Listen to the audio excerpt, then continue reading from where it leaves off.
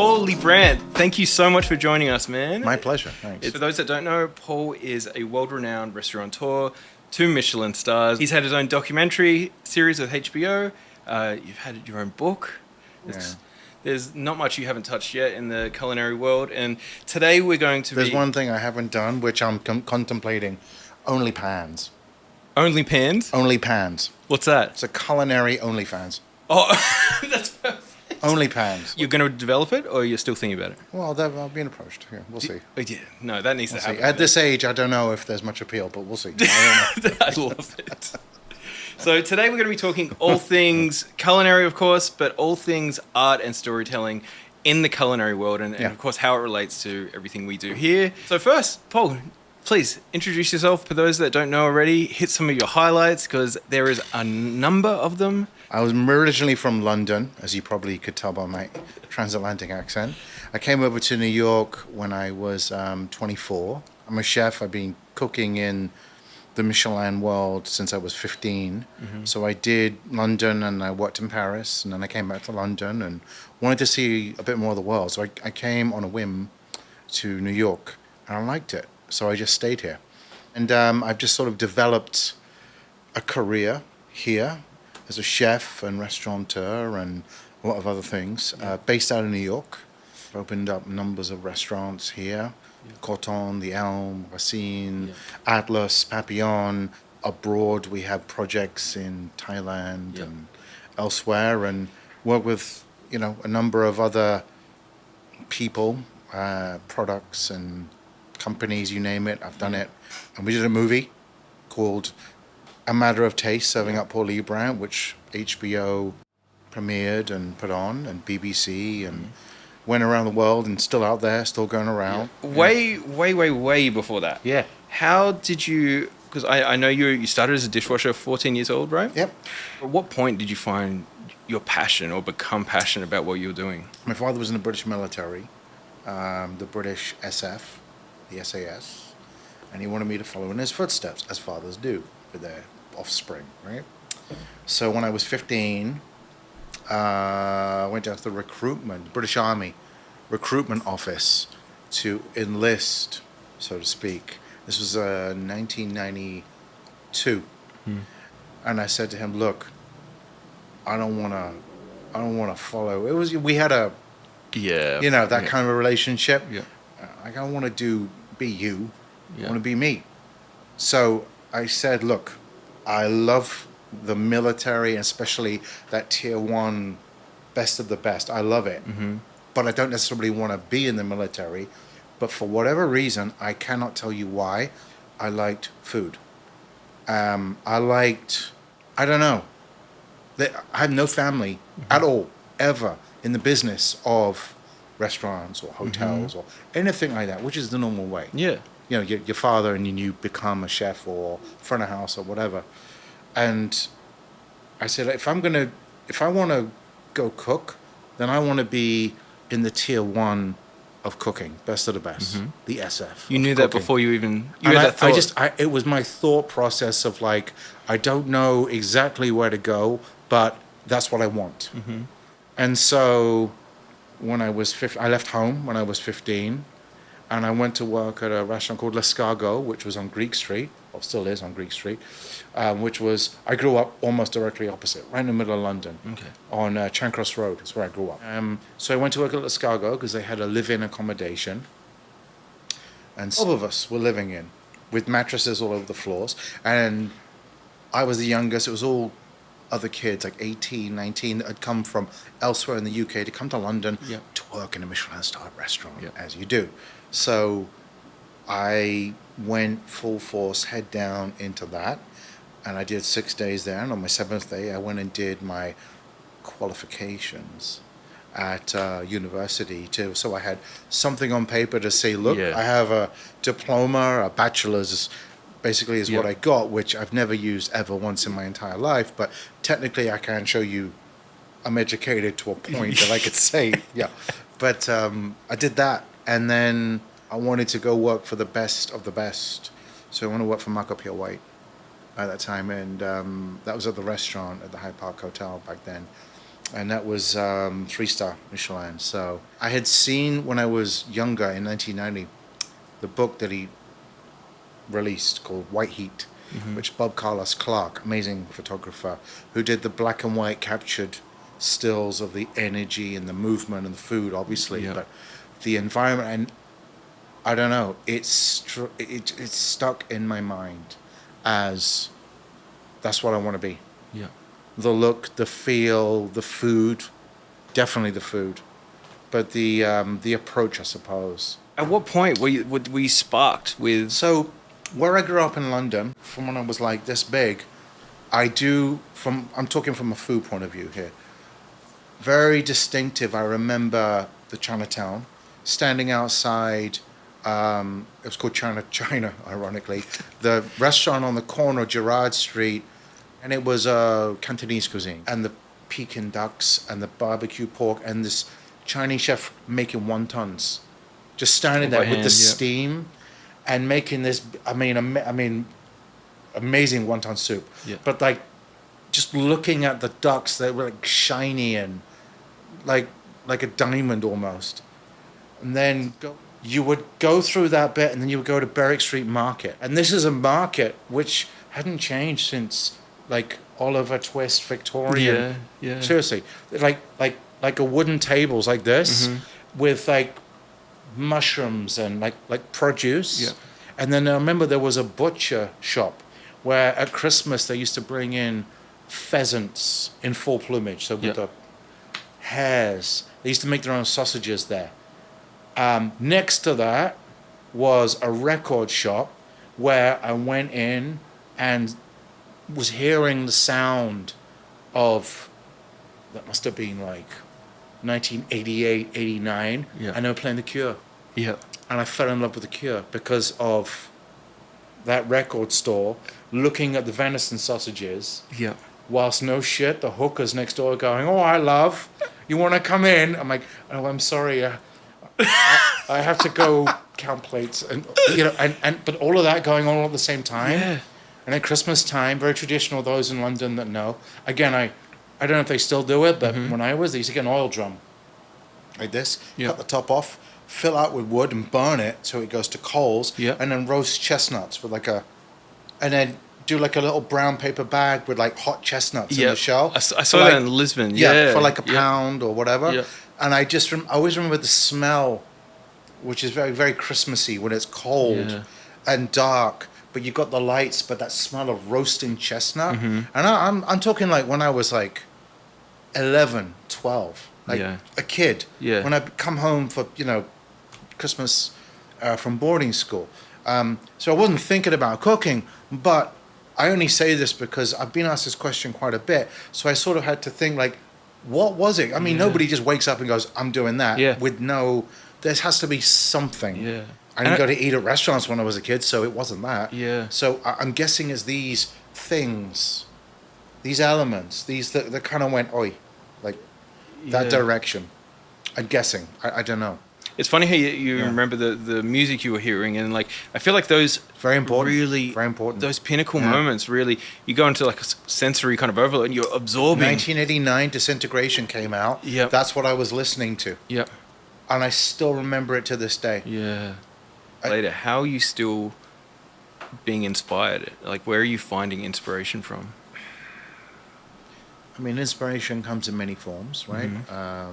Travel is huge because you always learn when you travel. You go to, you're lucky enough to go to parts of the world and see new things and new people, and travel has got a huge amount to do with it. And that obviously curtails with the culture of wherever you go, how people eat, what are their customs. I mean, you go to the Middle East and you if you're not used to the culture there, it can be eye-opening. Yeah. Very eye-opening. Yeah. But you have to have a very open mind and be curious and willing to learn. I mean, I think that's hugely important anyway in life, at least in my mind. I feel like the curiosity, that's the best word. That you have to be. You have to be. The problem with, I think a lot of the professions, I should say, is people kind of get locked into like, well, this is just how it's done.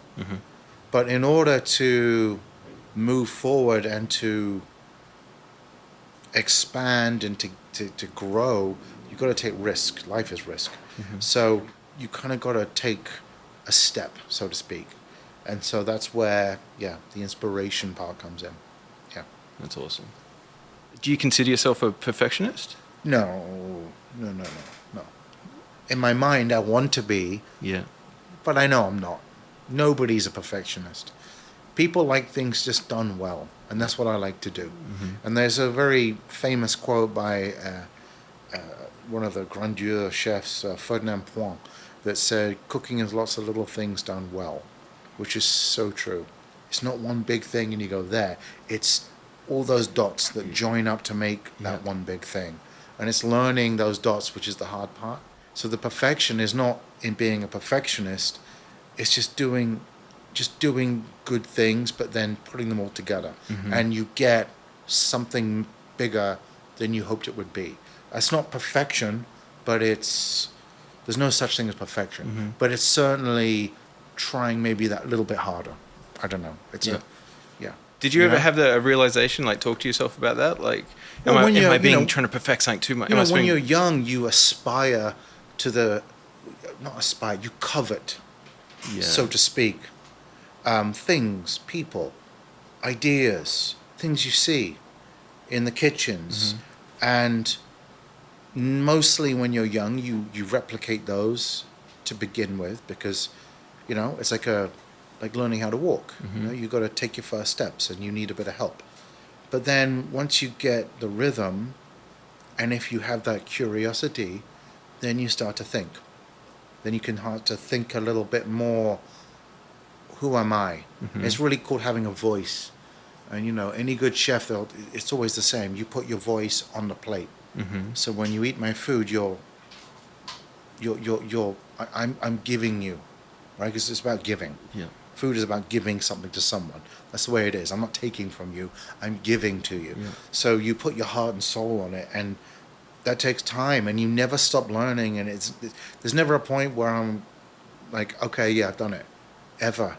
Still, everything I ever do, I look at it and go, I could do it better. It's not bad, but it's never good enough. And how do I get better? So it's just trying little things to always keep going ahead. So it's not about being perfectionist, because that's impossible.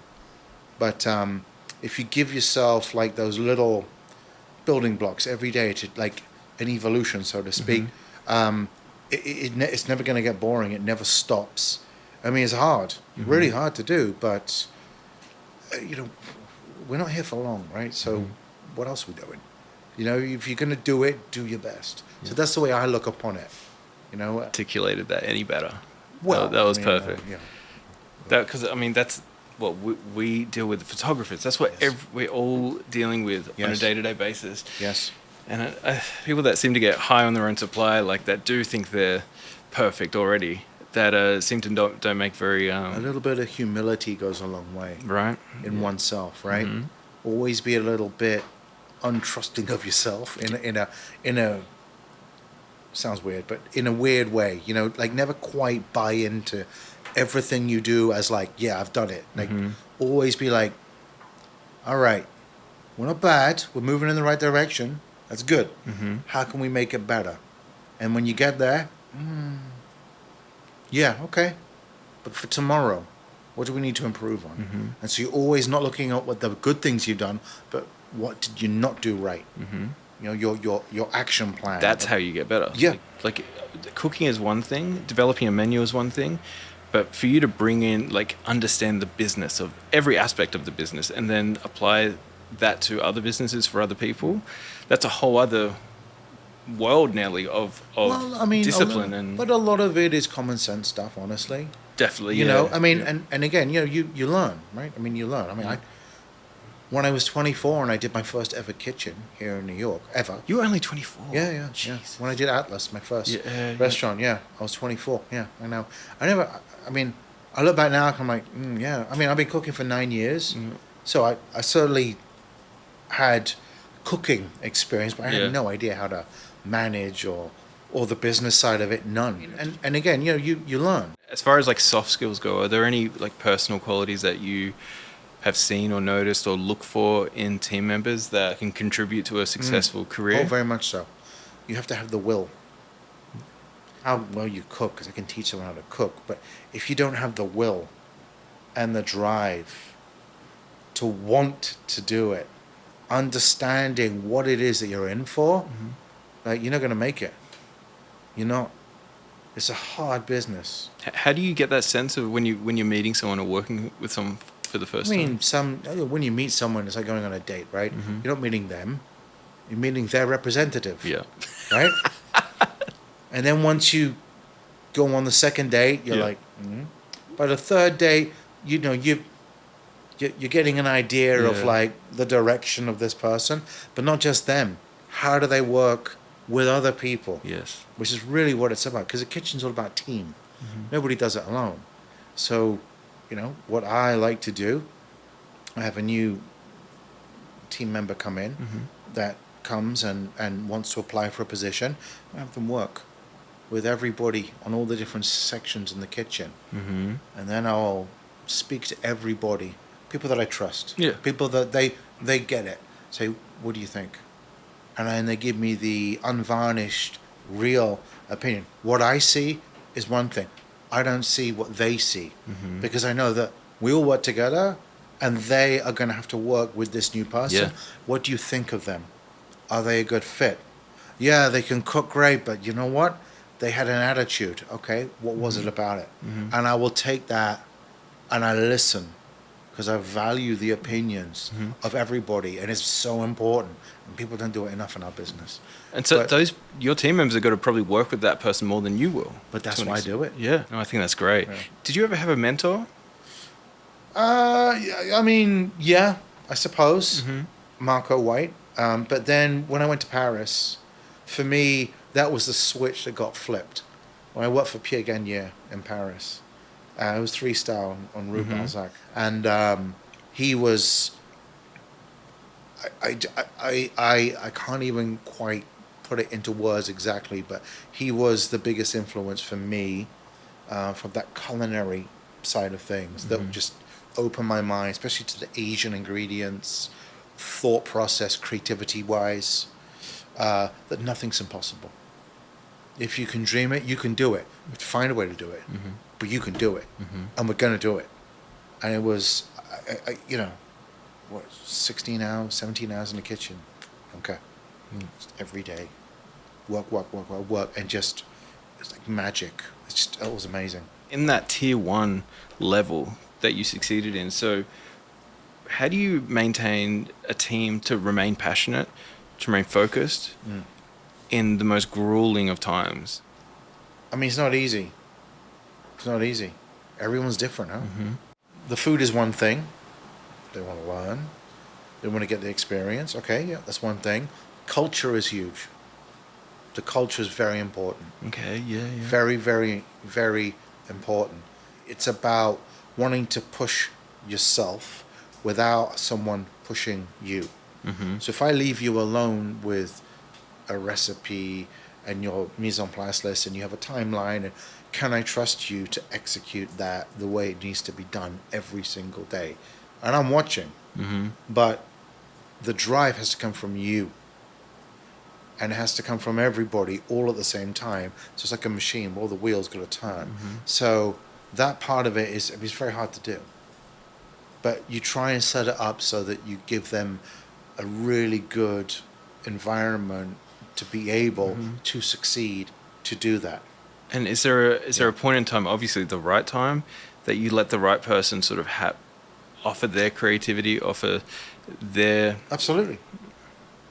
Look, people come work for me from other 3-star chefs that I haven't worked for, or maybe haven't even eaten in the restaurants. So they come to me, I find them in shops, I'm like, hey, so how you finding it? Oh, it's great, chef. So how was it working with so-and-so? Blah, blah, blah. I'm like, that's interesting. If they worked in Italy at a 3-star and they work with a particular ingredient or a pasta technique or something that I'd love to, I might have seen it, but I'm like, so you did, yes, show me. Okay. It's very interesting. What do you think about we discuss this in terms of the next menu? Mm-hmm. And but you do that with everybody, where everybody gets an inspired idea. And I'm not. It's not like, hey, go do a dish. Right, it's on the menu. No, I mean, Yeah. it's guided, but you give everybody that. Not just go. There's the menu. Cook it. No, we discuss it once a week. We all sit around and we discuss what are the plans for the next season. What things do we want to do that we haven't done? What things have we done that maybe we want to bring back, but we want to tweak? So it's constant dialogue like that. And I trust in the team that they understand why they're there, and they trust that I'm giving them the free rein, not free rein, I'm giving them the flexibility in order to be able to have a voice and a say in what goes out on that final dish, where they can be proud, truly proud, where it's not just repetition of executing. You have to do that to become good at something. Technique is important, and the only way to get good is by doing it every day. So that's one thing. But if you can do that and give them a balance in what they're doing, it goes a long way. It really does. I think you're so right in saying, like, it's the end result that that the team are there for. And if they're not passionate about that end result of what's getting plated at the end of the night, then they're not going to probably stay but there. they also have to be inspired by all the 1,000 other results that lead to that end result. Yes. Yeah. So unfortunately, with the culture these days, everybody only wants the end result. They don't really understand, or maybe they do, but they don't want to admit it, that to get to that end result, you have to have 1,000 results first. Yep. And those 1,000 results start with the first result. And it takes time, because you don't do everything all at once. You know, when you buy a house, you don't just buy a house, walk in, and it's a house. There are building blocks, quite literally. So that is something which is the most important part. It's not just standing on the pass and you go, God, that looks easy. Like, oh yeah? Oh yeah, you come do it. Yeah. So it's not that end result. It's the 1,000 results leading to that end result, which is the journey, which is the most important thing. It is. Otherwise, you're never going to get there. Because let's be honest, everything we're talking about is only 50% of it. Yeah. Right? The main part is the persons that are coming and sitting at the table and paying for all the stuff that we're talking about, those 1,000 results, to get to the final result. And they might not even like it. Yeah. So then, what's the point? You see what I mean? Yeah. So then you talk... I'm very lucky. I have some really experienced customers that dine all over the world at literally every restaurant on the highest level, and have had the experience to dine with a lot of good chefs from before my time, and so they know what they're talking about, and I will go and I will ask them, and they will give me their honest feedback, and then I trust what they say. It's important to listen. It's important to learn. So that part of it, yeah. Would you say people are the hardest part of running a business? Absolutely. Yep. Always. AI, yeah, great.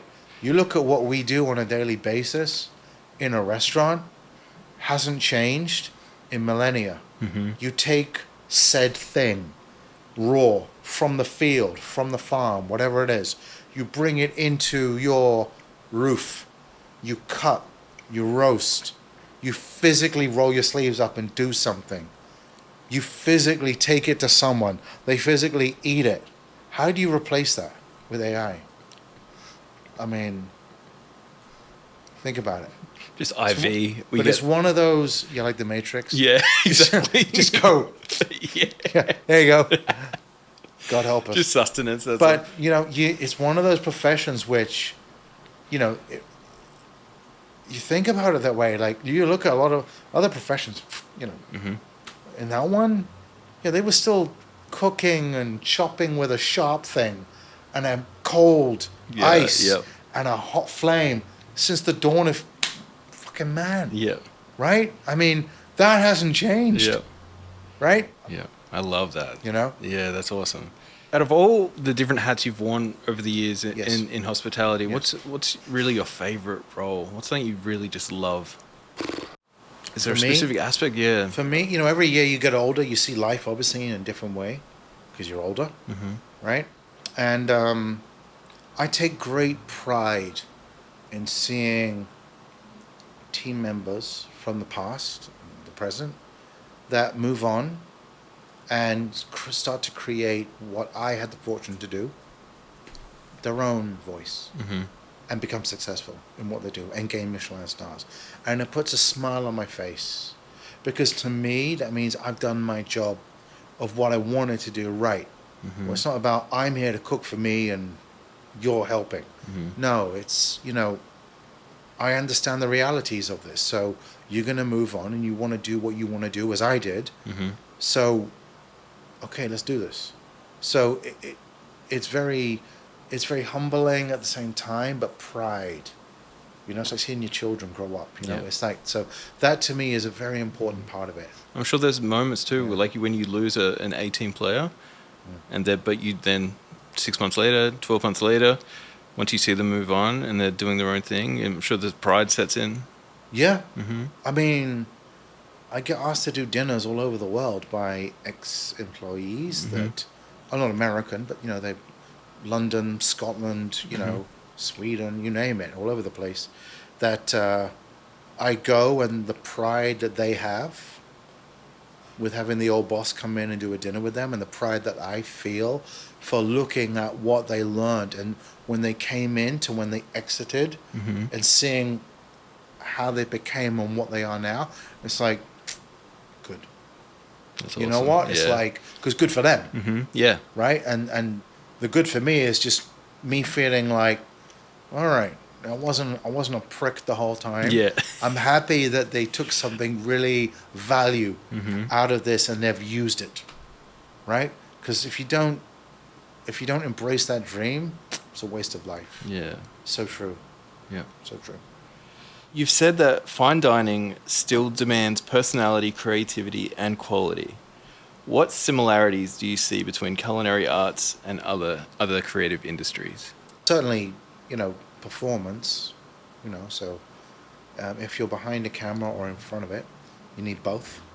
In terms of if you're an actor or a director or or a writer, you need to have all the same things.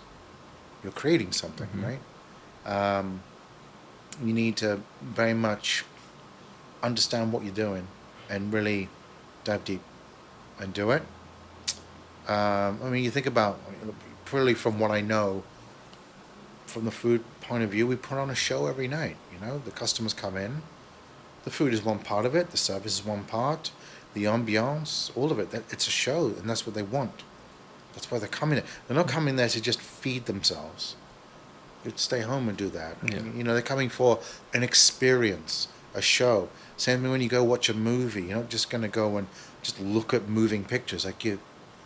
They want the experience. So that's two that cross over quite well. I think in the day and age of documenting everything we do in any profession or in any hobby, any creative field, the importance of documenting things these days.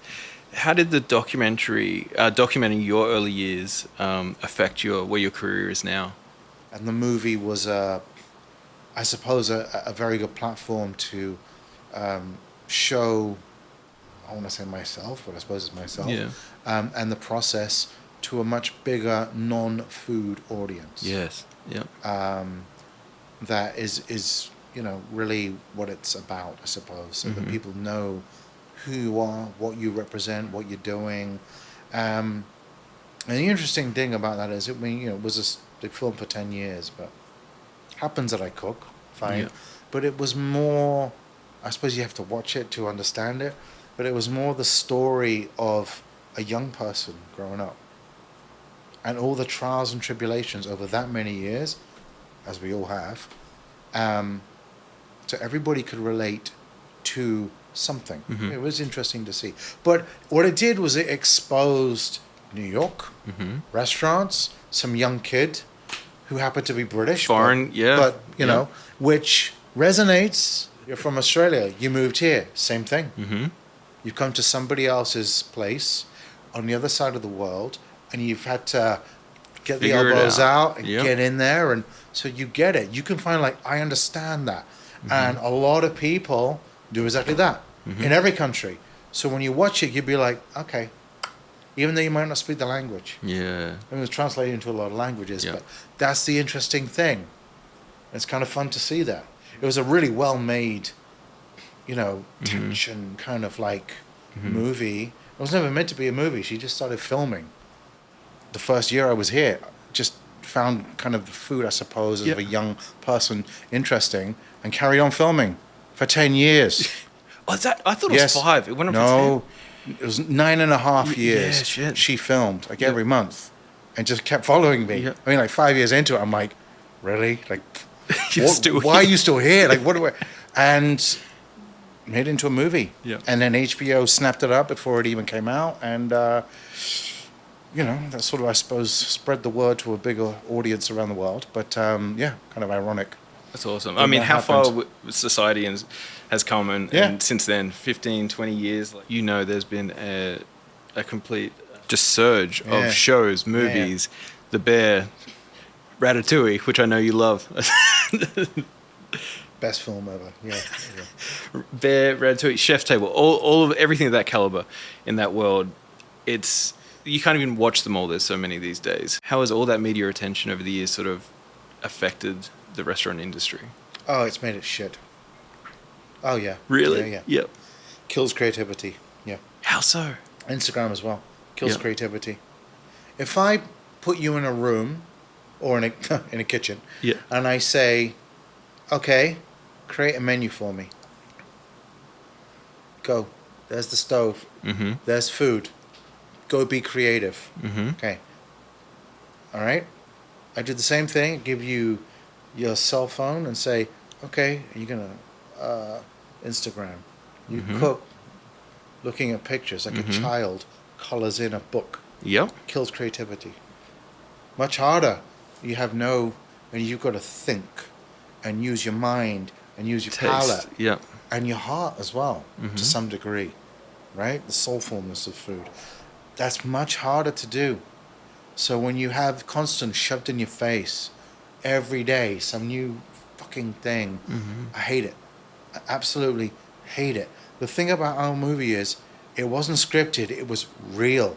And it came out right at the beginning of the Chef's Table on Netflix and all that stuff. We were like right at the beginning. That's why I love Jiro Dreams of Sushi, because that was real. Yep. I love that movie. But what Instagram has done, it's very visually stimulating and everything that's on there. It's great to kind of bombard you, but if you take that all away, who's creating? Where does it come from? The imagination is where the fucking Instagram is. The real Instagram. That's what I mean. And that kills it. It mutes it down. It takes you in directions where you copy, you don't think. And you copy from your eyes, not the most important thing. Because food, think about it this way. Of every art, we smell, we hear, we see, we touch, we taste, and there's that sixth sense as well, right? The sort of like, you know, even though you don't know, you know, right? Music, film, clothing. Food is the only one that you put inside you. Literally. You look at it, you smell it, you can hear the sizzle of a pan. You can smell, you can see, you can feel the temperature of an ice cream that's cold or a hot soup. And then you put it inside you where you can taste it. What else is there that you do all of that?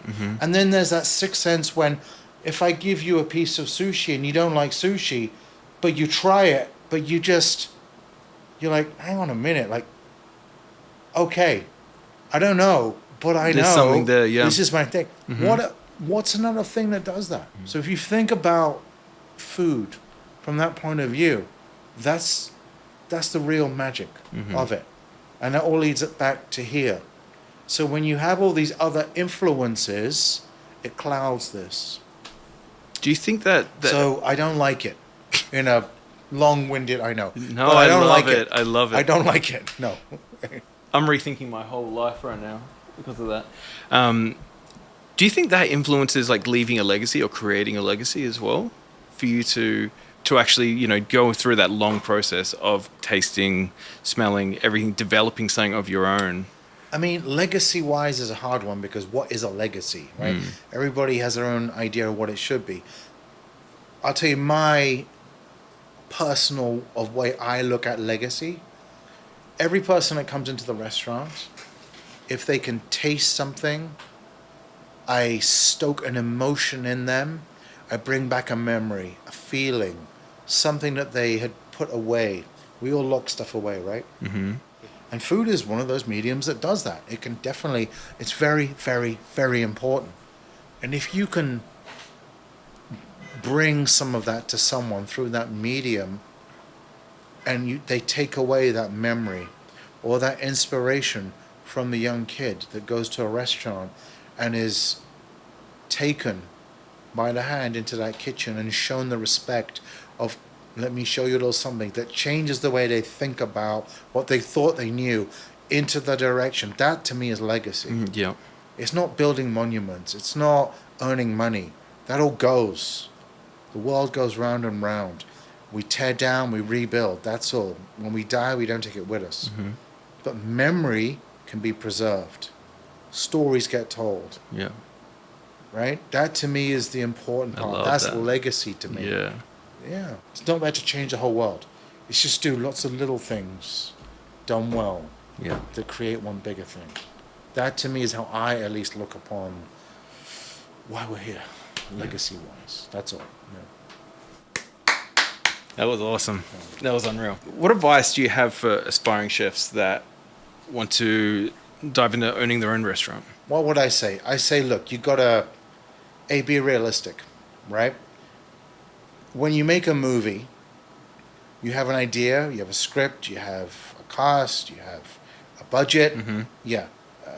10 out of 10 times it never goes according to plan. Ever. Yeah. Shit happens. Same thing with a restaurant. So, you've got to be realistic. You've got to be flexible. It's very important. You have to be flexible. And you've got to be willing to do things for the greater good, Yes. right? It's not about you. It's about the team. Mm-hmm. It's about the bigger picture. Yeah. Yeah. You don't put yourself first. You have to lead from the back, not from the front. Mm-hmm. You've got to make sure that team is going the right way. If you're in front, you can't see what's coming. Your team need to know you're giving them that right direction. Mm-hmm. Then they will do what you need them to do. Mm-hmm. Hell yeah. All right, we're doing rapid fire. Okay. These are my favorite ones. What do you typically cook for yourself? Oh, I don't cook for myself. Really? Ever? No, fucking hell, it's my job. Yeah. I don't want to cook for myself. God, I thought no. David Chang taught me that you. David Chang. Told me that he cooks for himself. Okay, well, good for David. I don't cook for myself. All right. What's your favorite movie related to the culinary world? All right, well, there's two. Yep. One we mentioned, Ratatouille, Yep. which is the ratatouille part where the critic tastes the ratatouille, and you go whoosh back to when he's a child eating it. That is what I'm talking about. That's the essence of the food, the critic, the chef. That's what I'm talking about. That's the magical part. So that would be one, which I absolutely adore. And the other one, you have to be a pretty big movie buff for this. The Cook, the Thief, His Wife, and Her Lover. Have you heard of it? No. It is a, let's just say it's a very interesting movie. Yeah. With Helen Mirren and Michael Gambon. It's very sort of art house, and you should watch it. It's very eye-opening. Oh, really? Oh, yeah.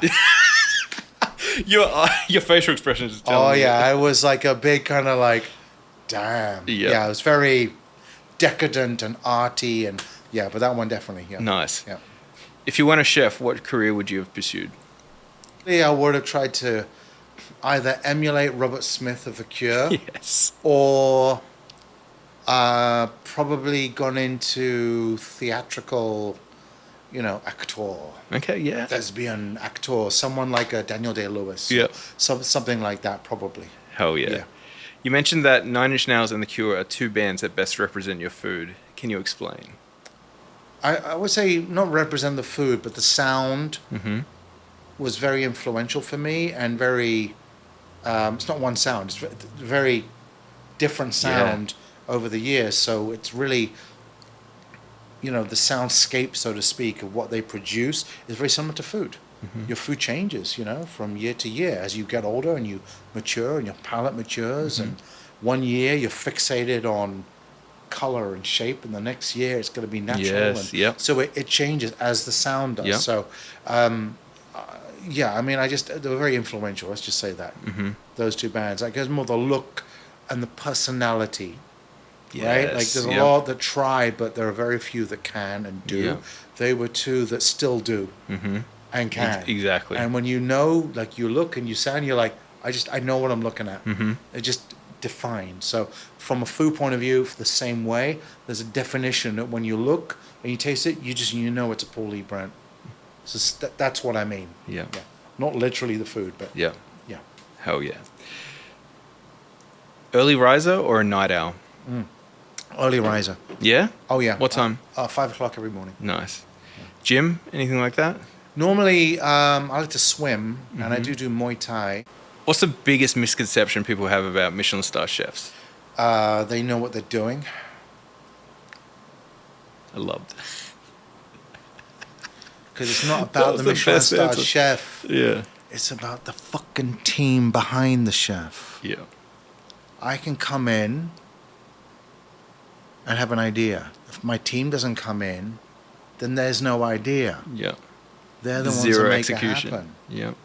So that's the conception of the whole idea. Yeah. Without your team, you're nothing. I feel that. Yeah. Guilty pleasure food. Can I be honest? Depends on the mood that I'm in. Yeah. So it can change, but I say, honestly, probably like a pad thai. Yeah? Yeah. That's not that bad. I know it's not bad. I mean, I don't eat fast food. I never have, ever since I was a kid. Yeah. I've never really enjoyed it. But I really like a good pad thai. Oh, it's good. Yeah. Oh, it's delicious.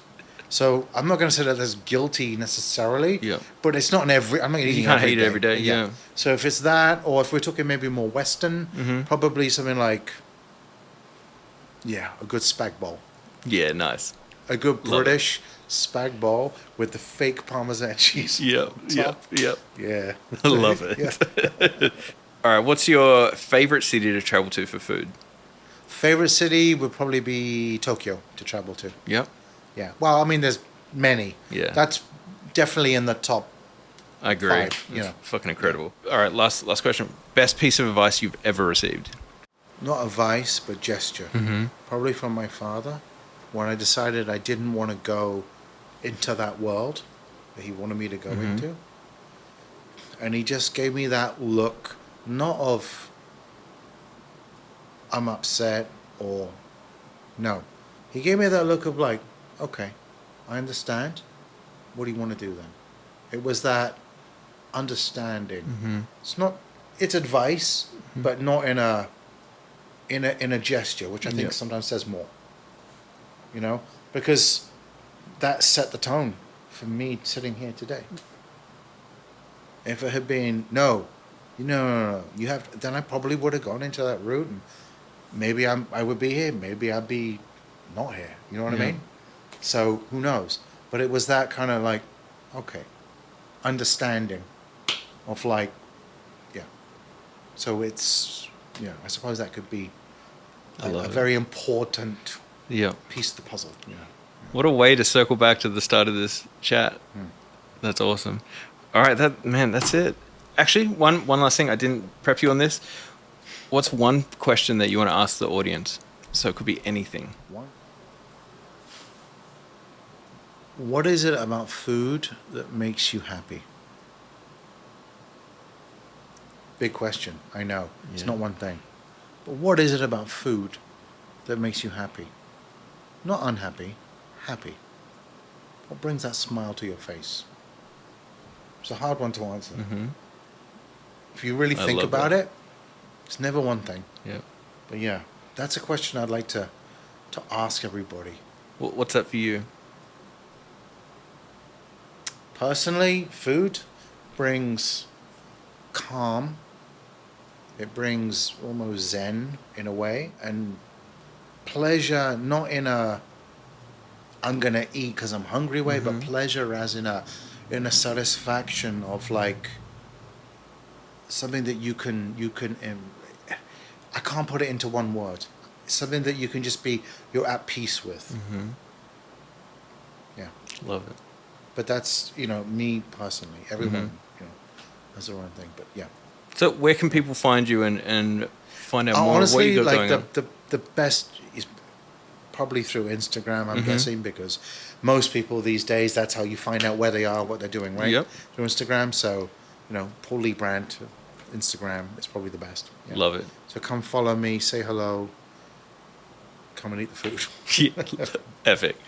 Paul, thank you so much, man. My pleasure. This is My pleasure. so honored. So honored.